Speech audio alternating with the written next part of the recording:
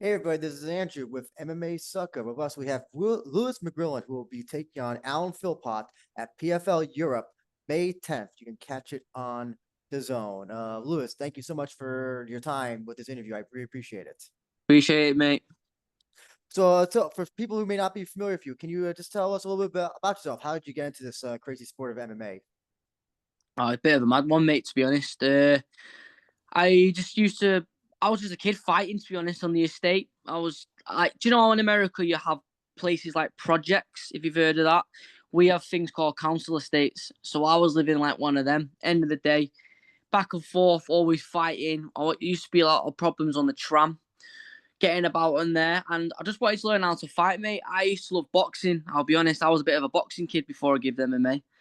And then a friend of mine said, "Ever watched UFC?" And I went, "No, don't like that stuff." And then he went, "Just play the game, and I'll swap you for Fight Night Champion." Swapped in the game, give it me. Played MMA, and I was just like, "Wow, this is sick." Give it a go. Jumped in the gym, and I've just not looked back ever since. To me, mate, to be honest, just thought that's just sick. I want to have a go at that. I actually know what a council estate is. I actually have a friend who was like for the council estate in Reading.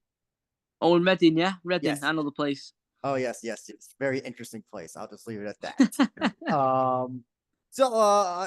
With your fight coming up against Alan Philpott, I'm curious to know anything about him? You have any thoughts on him as a fighter?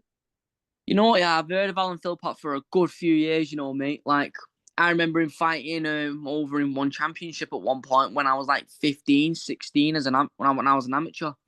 I knew he used to train with a former opponent of mine, Dean Garnett, and I know who he was. He moved over to Australia, and he's just been on a slippery slope with his career. Yeah, that's all I can really think about with him. Okay.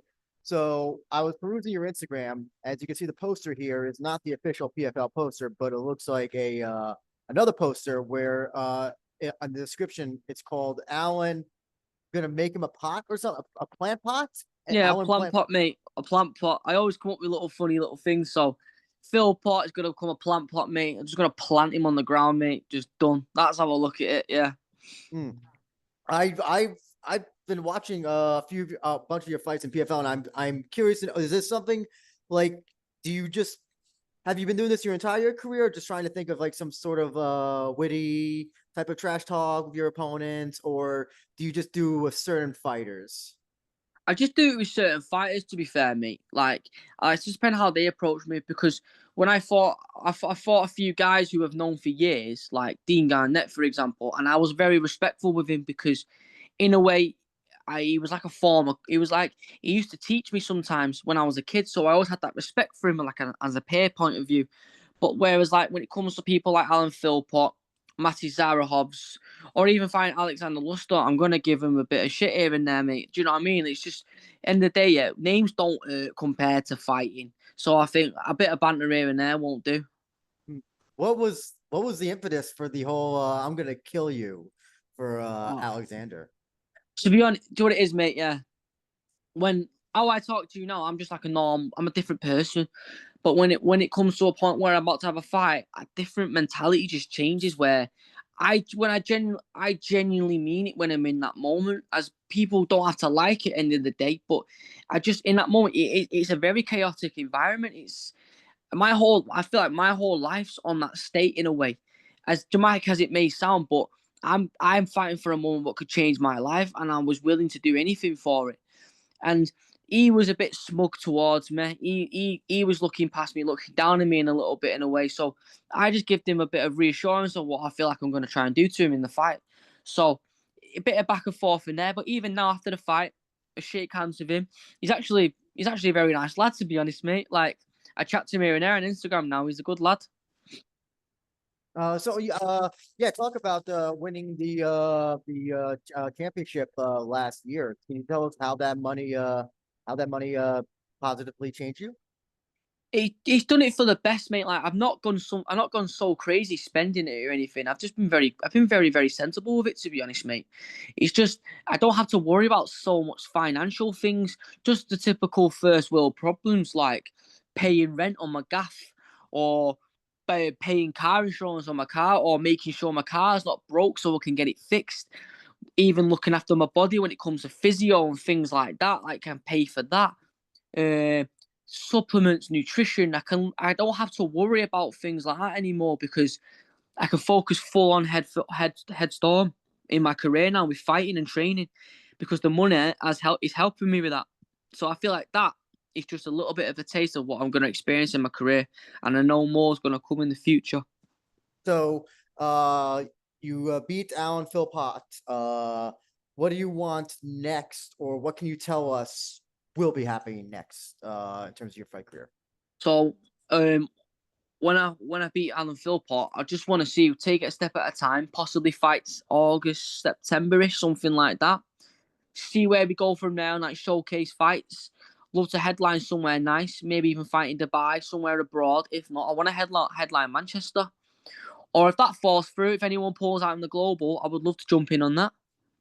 Okay.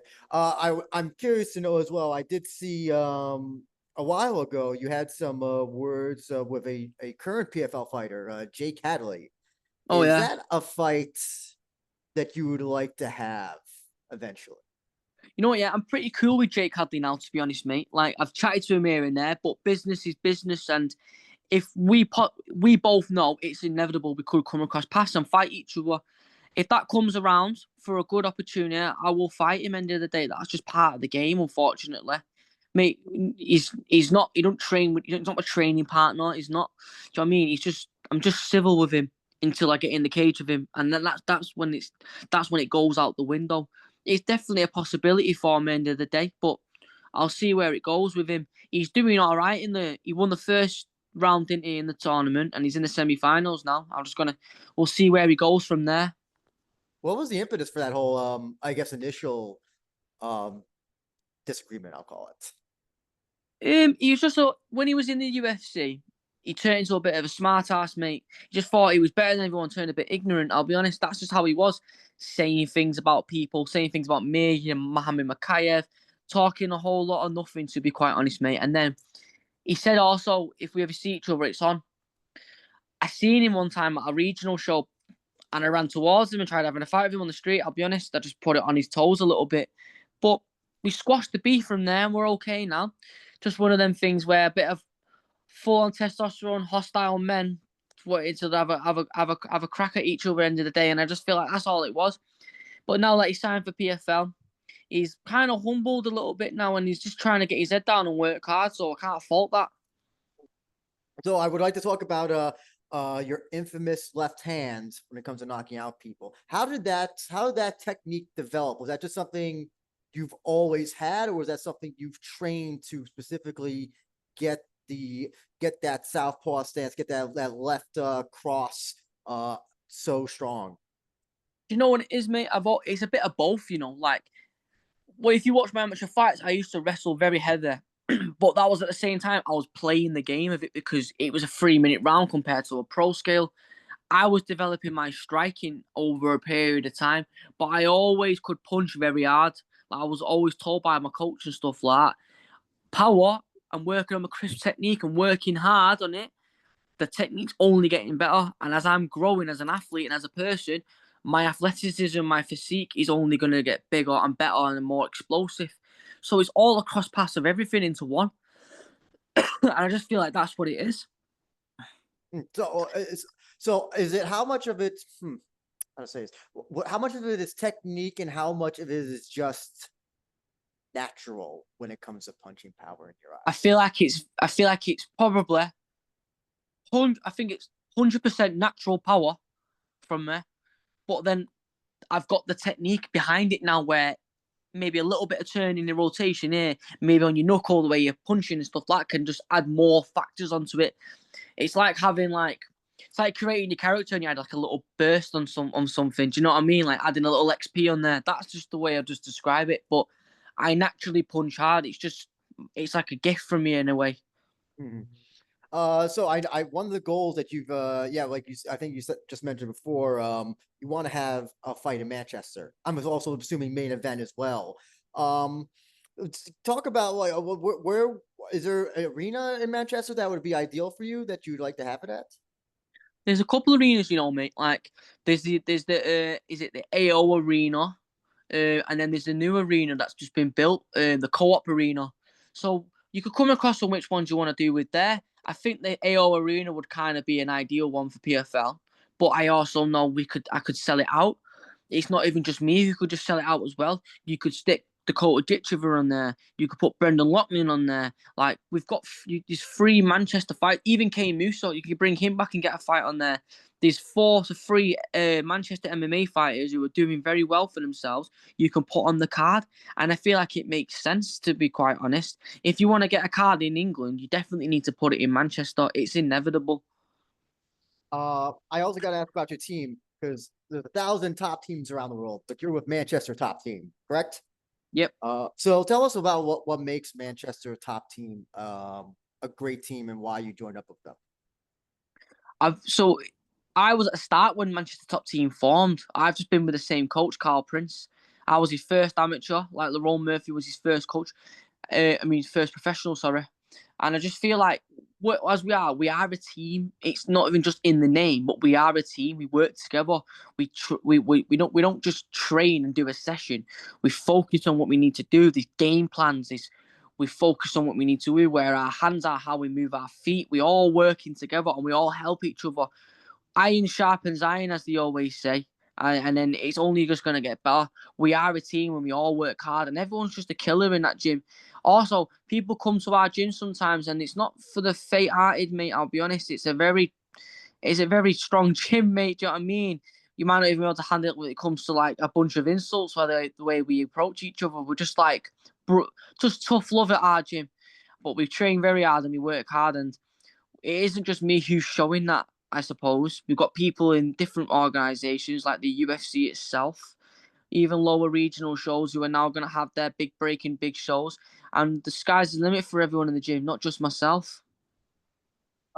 Just going back to the fight with Alan Philpott, I got to ask, how do you ideally see this fight go in your favor? You have all but one of your fights have gone to a finish as a pro. Do you see this as another finish? Yeah, I see me knocking him out, mate, in round 1, to be honest. Okay. Do you want to go? You be more specific. Do you want to make a time when you plan? You want to go that far? Yeah.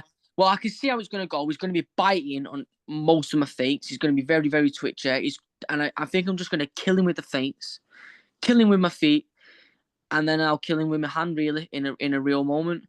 I just feel like all I need to do is just stay composed, work, keep focused, moving on the distance, finding where I need to go, and then, you know what? I won't even need to look for the KO. The KO will find me, and I will deliver that.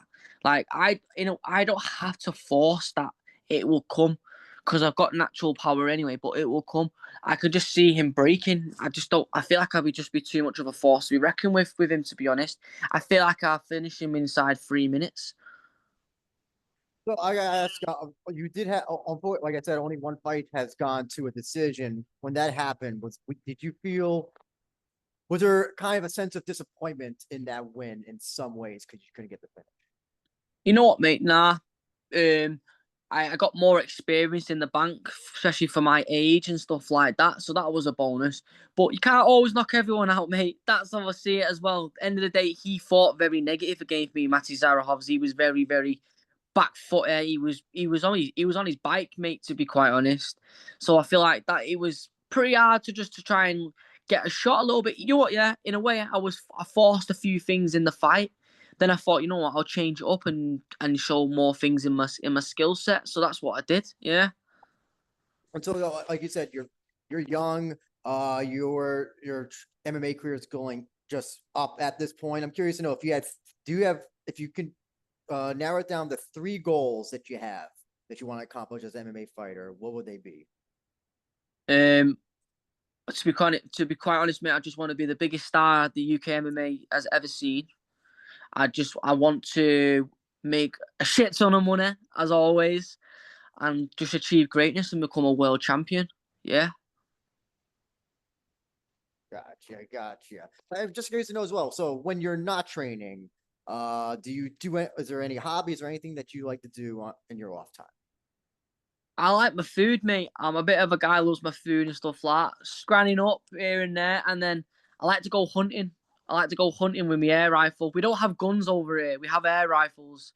So I had to keep it PG with that sort of stuff. But I like doing that. It's a fun thing end of the day. So I like to do that, to be honest. I just sit back and just start shooting some shit, mate. Yeah. Is there something about fighters from the UK that just they love eating when they're not fighting? Because that seems to be a very common trend among fighters. It is, mate, because end of the day, when we can't have set foods, it gets to us, mate. We like eating. It's just part of who we are.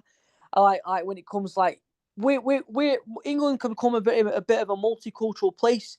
We have different foods, takeaways, and stuff like that. And when I find out I can't have a Chinese, mate, I'm wounded, mate. I'm wounded. I need it in my system. So as soon as after I have a fight, mate, I'm gonna have a fat Chinese. And you said you enjoy your hunting. I was about to say I didn't even know you could hunt in the UK. I figured that it was just all bans.